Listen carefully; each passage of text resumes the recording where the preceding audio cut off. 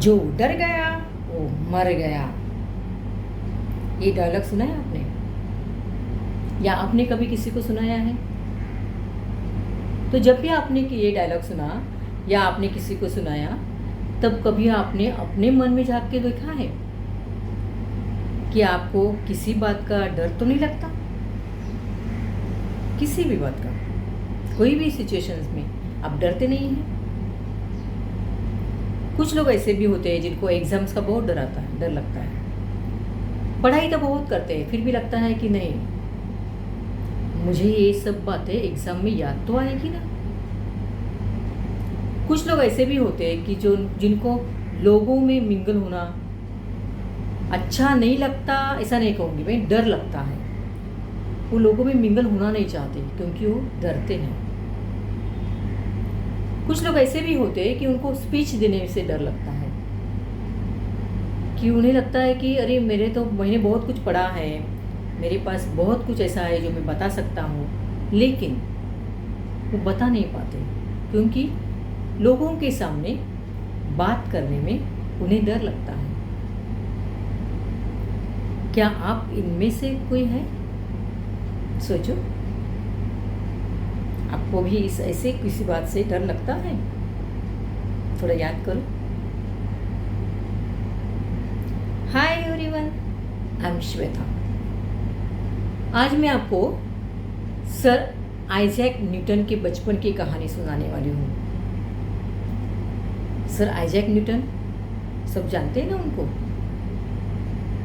World famous scientist, पता है ना आपको? तो उनके बचपन की कहानी मैं आपको बताऊंगी, और शायद आपको नहीं पता होगी। जब उनका जन्म होने से पहले 3 महीने पहले ही उनके पिताजी का देहांत हुआ, और उसके बाद उनकी माँ ने दूसरी शादी की। दूसरी शादी करने के बाद उनकी माँ ने और पिताजी ने उनको उनकी नानी के यहाँ छोड़ा। उनका बचपन उनकी नानी के साथ गुजारा। जैसे जैसे वो बड़े होते गए, उनको ऐसा लगता रहा कि शायद मुझ में ही कुछ कमी थी, इसलिए मेरे पिताजी ने मुझे उनके साथ नहीं रखा, नानी के साथ छोड़ा। उनको इसका बहुत दुख रहता था। वो इसके लिए खुद को जिम्मेदार मानते थे। इससे क्या होता था, वो किसी से भी बात नहीं करते थे, उनको कोई दोस्त नहीं था। स्कूल में भी वो बहुत अकेले रहते थे। एग्ज़ाम्स में उन्हें अच्छे मार्क्स नहीं मिलते थे। स्कूल के किसी भी एक्टिविटीज़ में वो भाग नहीं लेते थे। वो अकेले अकेले डरे डरे से रहते थे। तो उनके जो स्कूल के जो दोस्त थे या जो बच्चे थे, उनके लिए ये तो गुड फॉर नथिंग थे, इसलिए वो सब न्यूटन को गवारा कहते थे। उनका नाम ही उन्होंने रख दिया था कि गवारा।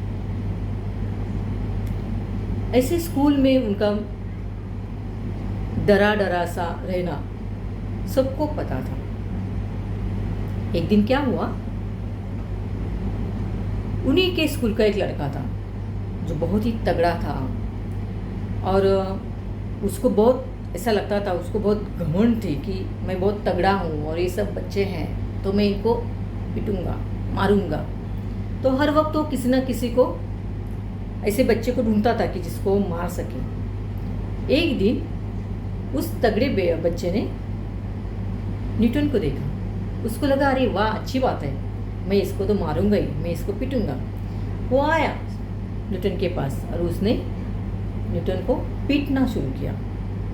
सबको लगा अभी न्यूटन तो गया, न्यूटन का हाल तो बहुत बुरा होगा, क्योंकि न्यूटन तो वापस उसे मारेगा ही नहीं। तो ये जो तगड़ा बच्चा है बेटा, तो वो उसको मारता रहेगा। उसने मारना शुरू ही किया। न्यूटन ने क्या किया, न्यूटन ने पलट के उसे मारना शुरू किया, और इतना मारा कि वो बच्चा नीचे गिर गया।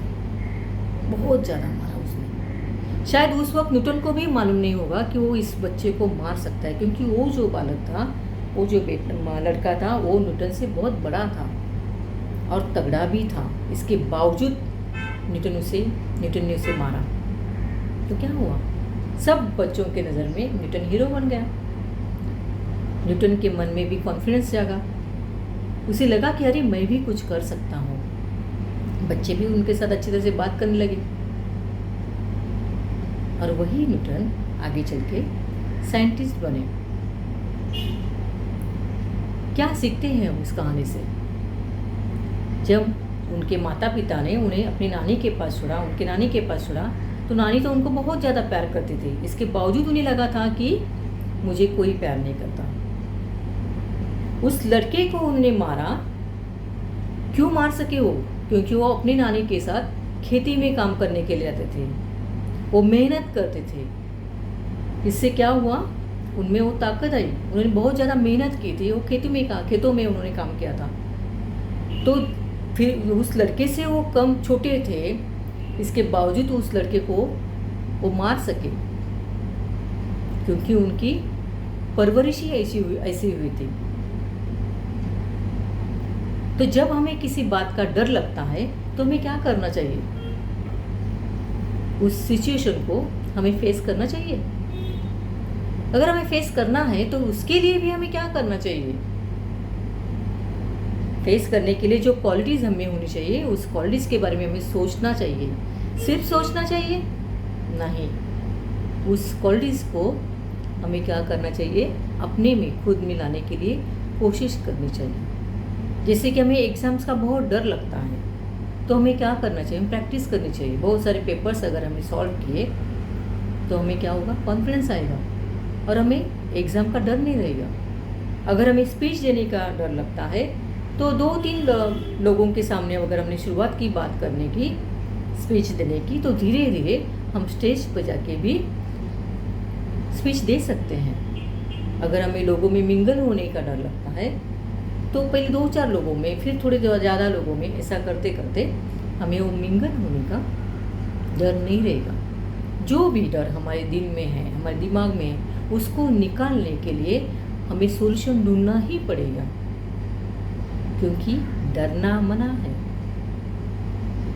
क्योंकि अब तक मैंने आपको जो भी टेक्निक्स बताई है, उस टेक्निक से मैं आपको यही बात बता रही हूँ कि हमें खुश रहना है। किसी भी हाल में हमें खुश ही रहना है, क्योंकि हम खुश रहेंगे तो खुशी हमारे पास आएगी। अगर हम डरे डरे से रहेंगे तो वो डरना ही हमारे पास वापस आएगा, तो हम खुश नहीं रह पाएंगे। इसलिए क्या करना है? खुश रहना है। और खुश रहना है क्यों? क्योंकि हमें खुशी चाहिए। अगर हमारे दिल में, दिमाग में डर है, तो उस डर को भगाने के लिए क्या क्या सॉल्यूशंस निकल आते हैं उसको सोचना है, और उस क्वालिटीज़ को हमें क्या करना है? हमारे अंदर लानी है।